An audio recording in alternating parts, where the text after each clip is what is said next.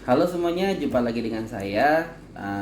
Saya berdoa semoga semuanya dalam keadaan sehat, tetap jaga kesehatan, pakai masker, dan jangan lupa untuk selalu cuci tangan.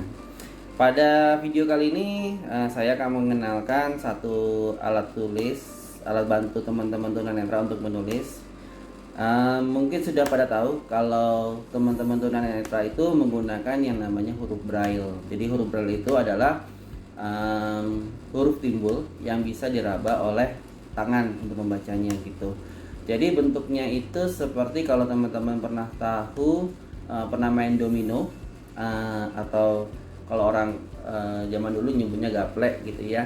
Nah itu titik 6 ya, titik 6 pada gaplek atau domino itu. Nah itu bentuk dasar dari huruf braille. Jadi 3 di sebelah kiri dan 3 di sebelah kanan. Jadi kombinasi dari 6 titik itu nanti yang akan membentuk huruf braille. Contoh saja misalkan untuk membuat huruf A itu cukup dengan menusuk atau memunculkan titik nomor 1.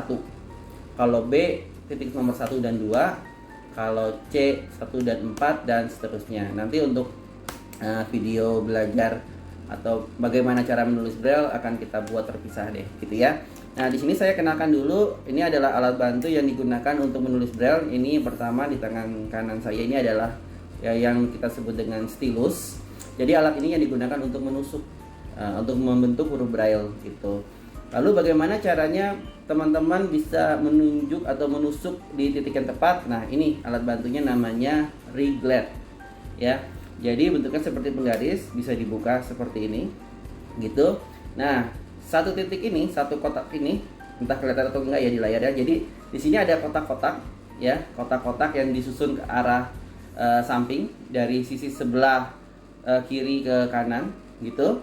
Nah, ini kotak-kotak ini nanti yang akan membantu teman-teman tunanetra untuk menulis huruf braille secara rapih sehingga bisa dibaca. Jadi satu kotak ini terdiri dari 6 titik gitu ya. Satu kotak ini terdiri dari 6 titik gitu. Jadi membentuk huruf dari kombinasi 6 titik yang saya jelaskan di awal tadi gitu. Nah, kemudian bagaimana cara menggunakannya? Di sini saya punya kertas khusus ini ya. Ini biasanya kertasnya sedikit lebih tebal. Ini ukurannya sekitar berapa ya? 120 gram gitu. Nah, nanti posisinya seperti ini ya awalnya. Kemudian, bentar saya taruh dulu. Kemudian di sisi sebelah sini ini ada 4 buah paku yang nanti digunakan untuk menahan kertas. Jadi awalnya adalah kertas kita buat seperti ini. Saya gambarkan gimana ya. Oke, bikin aja deh. Nah, seperti ini. Kemudian nanti akan diratakan dulu seperti ini ya. Seperti ini. Nah, kemudian nanti ditutup seperti ini. Ya, nah nanti karena kita membacanya tetap dari sisi kiri ke kanan, gitu, kiri ke kanan, maka pada saat menulis itu teman-teman tunanetra menggunakan pencerminan kebalik dari kanan ke kiri, gitu. Contohnya tadi misalkan huruf A ada di posisi kalau membaca itu ada di kiri atas, titik nomor 1 kiri atas. Maka kalau pada saat menulis itu ada di sebelah kanan atas. Di sini titik A 1. Seperti itu. Ya. Nah, ketika sudah jadi dibuka gitu, kemudian dibalik seperti ini. Ya kan? Nah, ini hasilnya. Huruf A, entah kelihatan di layar atau tidak, tapi di sini teraba huruf A. Sudah ada A1 titik A gitu. Nah, kira-kira seperti itu. Tapi nanti untuk lebih jelasnya saya akan buat di video yang lain. Nah, Riglet yang saya pegang ini adalah Riglet 4 baris 1 2 3 4. Jadi kemampuannya untuk menulis ketika di kertas hanya sampai 4 baris. Kalau ingin melanjutkan berarti harus estafet gitu ya, ke baris ke-5, 5, 6, 7, ke-8, lalu estafet lagi ke 9, 10, 11, 12 gitu. Jadi untuk Riglet ini memang kecil, mudah dibawa, tapi punya keterbatasan. Kita harus menggunakan teknik estafet terus untuk jika ingin menulis banyak gitu. Jadi butuh waktu untuk memindahkan Riglabnya gitu.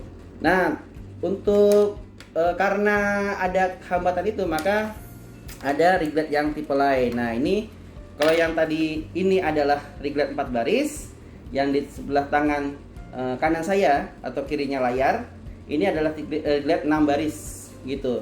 Coba saya buka. Di sini ada 1, 2, 3, 4 baris. Kemudian saya taruh dulu. Nah, kalau yang ini sudah 6 baris. Sorry. 1, 2, 3, 4, 5, 6 gitu ya. Saya ulangi. 1, 2, 3. Ini 1, 2, 3, 4, 5, 6. Sorry, maaf. 1, 2, 3, 4, 5, dan 6. 6 baris. Jadi kalau kita ingin menulis, ini cukup ditaruh di awal gitu ya. Maka kita bisa nulis ke baris pertama 2, 3, 4, 5, 6. Lalu kalau ingin menulis di baris ke-7, kita estafetkan lagi. Jadi 7, 8, 9, 10, 11, 12.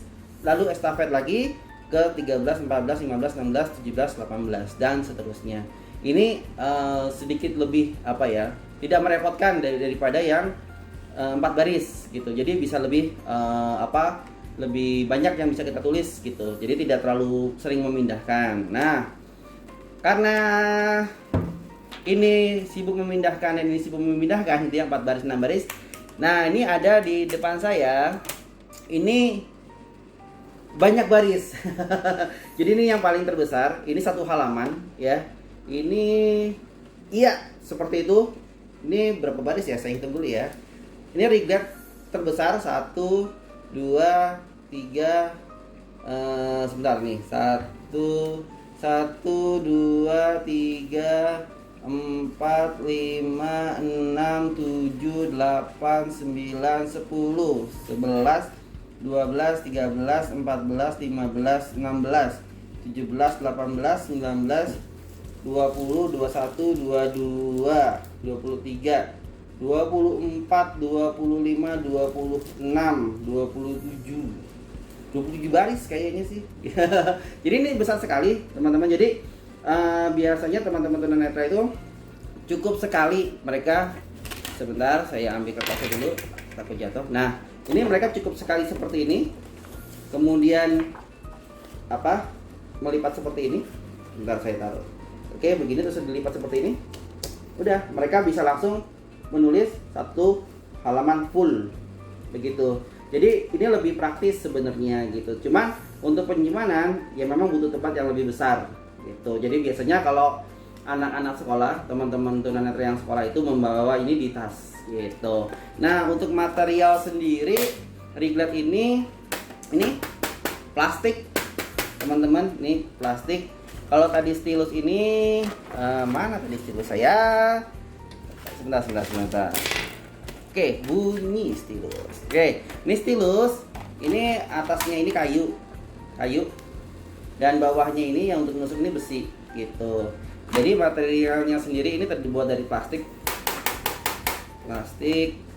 Ini juga bantalannya juga plastik semuanya gitu. Jadi memang ada juga memang Riglab yang terbuat dari besi, ada yang terbuat dari bahan aluminium juga, tapi memang harganya kalau produksinya agak sedikit lebih mahal gitu. Oke, kira-kira cukup sampai di sini aja videonya. Semoga tadi bisa bermanfaat. Nanti untuk video bagaimana cara menulis dan membaca dengan huruf Braille akan saya bahas di video berikutnya. Kalau merasa ini berguna, tolong di-share ke yang lain. Tolong juga klik tombol like jika Anda suka, dan jangan lupa untuk subscribe biar channel ini bisa berkembang lagi gitu. Terima kasih, sampai jumpa.